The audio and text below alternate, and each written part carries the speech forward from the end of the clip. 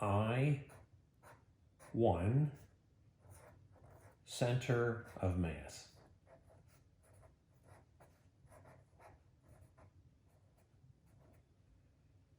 We're going to consider many particles. So here is a coordinate frame. So there's a particle there, and that's a distance r1. It's a vector, the direction also from the origin. Here's a particle r2, and we could have another one, many. We're going to have many particles.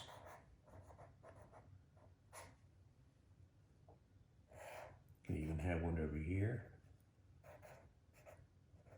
r3. So each particle is going to have F equals ma applied to it. So here's F equals ma for particle 1, and then there'll be F equals ma for particle 2, and the third one. And what we can do is ... and have the nth particle. And you can think of n as going 1, 2, 3, 4, 5, etc. So what we're going to do first is add all of the equations. So here we'll add the first force to the second force to the third force, ... And we'll just say the nth one is like the last one. So if n is 100, we have 100 particles. So this will be equal to m1, a1 plus m2, a2 plus m3, a3 plus ... and the last one, mn, an. All right, so the masses don't, change, they're fixed. So we can use the F equals ma version of Newton's second law rather than the change of the momentum with respect to time. And here we're going to have forces that are internal. But remember, based on Newton's third law, internal force is going to be equal and opposite. So when you add these up, all the internal forces will cancel, and what will be left is the external force. External forces would be left because the internal ones are going to all cross out. So this is going to be equal to the right-hand side, and what we would like is to have the total mass of the system multiplied by some acceleration, which is yet to be determined what that would mean. But we would like to have the sum of the masses in the equation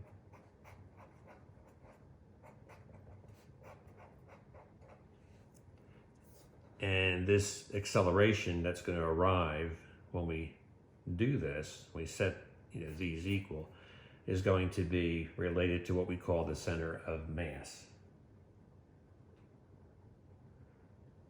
So our next step is to note that acceleration general formula is the derivative of the velocity with respect to time.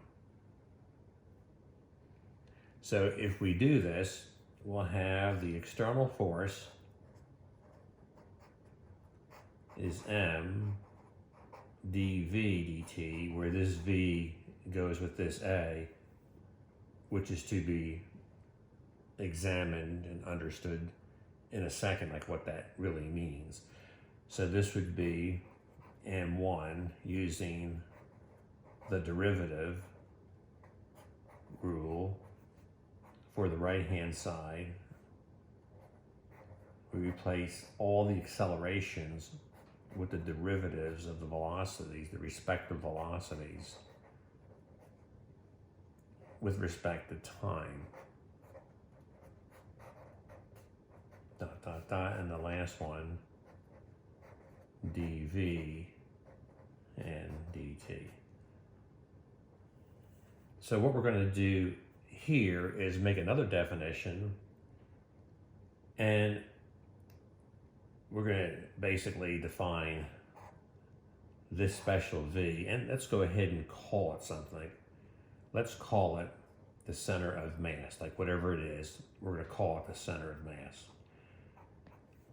So that would mean here, if this is the center of mass velocity, then what we're going to do is say that the big M times the center of mass, if we took the derivative away, we can do that.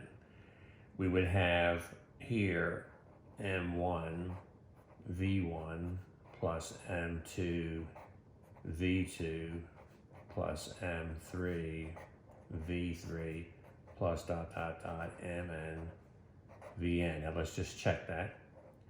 If we took the derivative of both sides of this equation, we would get the derivative of whatever this is with respect to t equals, and here since the masses are all constant, we would just have the derivatives of the respective velocities with respect to t, so this is fine.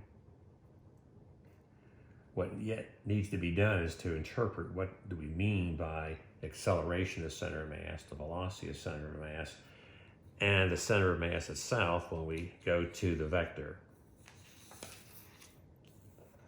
So now we use the rule that in general the velocity is the derivative of the displacement vector with respect to time, since that velocity is a vector. And now we use this rule over and over again, and the corresponding r that goes with the v will be the cm, the center of mass, whatever that is, we'll find out.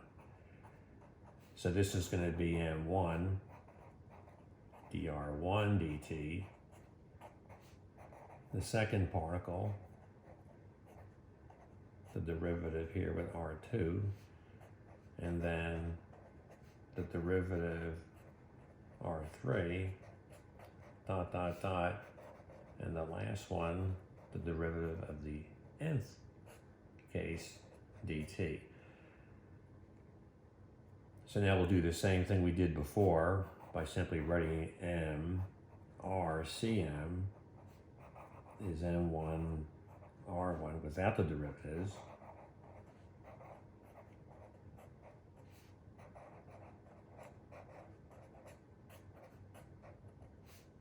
And now we'll check. If we take the derivative of both sides of this equation, we would then get the derivative of the RCM vector with respect to time. And then on the right, since all the masses are constant, we would just go in and take the derivatives of the respective R's and get that equation. So that looks good. And now we have an equation that's going to tell us what the R center of mass is. This is the formula. See, this is the special center of mass concept where we take all the masses and multiply by their respective displacement vectors from the origin.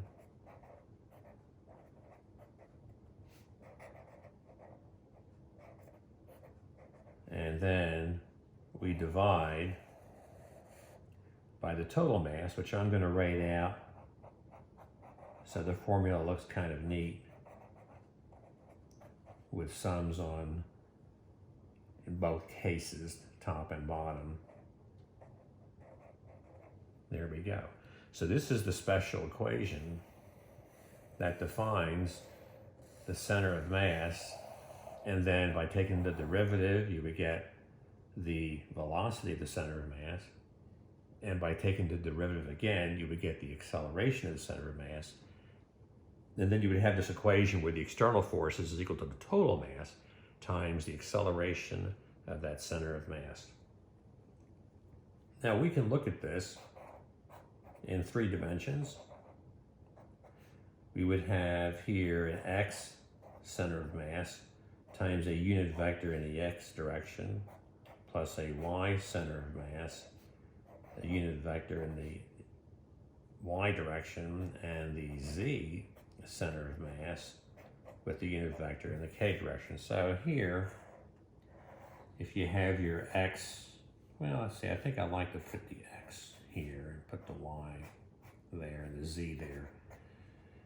That's a right-handed coordinate system, because if you take the x and, like a screwdriver, bring it into y, you're pointing up with z.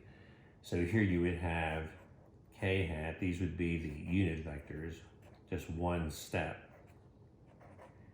And then if you have some general vector, say r, it would be, well, in this case, it's the center of mass one, would be the x value and the y value and the z value that goes with those. So might take you out to here somewhere, and then something like this, and then you go up to there. All right. Now, if we look at this in the various directions, then the x1 would be simply, you would take the x component here of both sides of the equation, and you would have, see, m1 x1 plus m2 x2 plus m3 x3 dot dot dot mn xn, and that would be over the sum of the masses.